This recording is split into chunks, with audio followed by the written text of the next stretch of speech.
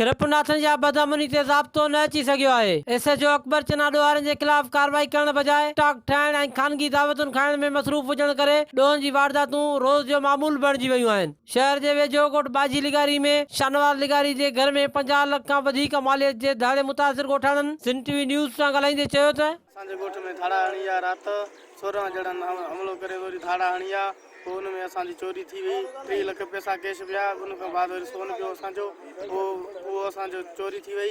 जीअं आया माना भित डबी कब्ज़ो कयो अथनि। कब्ज़ो करण जे बाद में असांखे उथारे कमरे में बंदि कयो अथनि।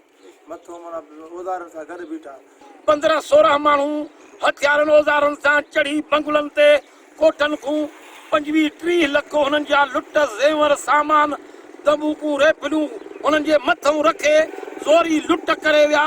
उहे राति जो देरि सां 1-1.5 धारी इन टाइम ते आया। हथियार ॿधाया। हथियार जे ज़ोर ते असांजो 20 लख रुपया कैश 30 लख जो सोन असांजो सामान यरगमाल बणाए हलिया विया। 50 लाख मालियत ते धाड़े मुतासिर ॻोठाणनि DIG हैदराबाद ऐं SSP दादू खां घुर कई आहे त धाड़े जो सामान वापसि कराए असांजी बेचैनी ख़तम कई वञे। कैमरामैन इमरान चना सां गॾु अकील सुमरो, सिंध टीवी न्यूज़, खिरपनाथन शाह।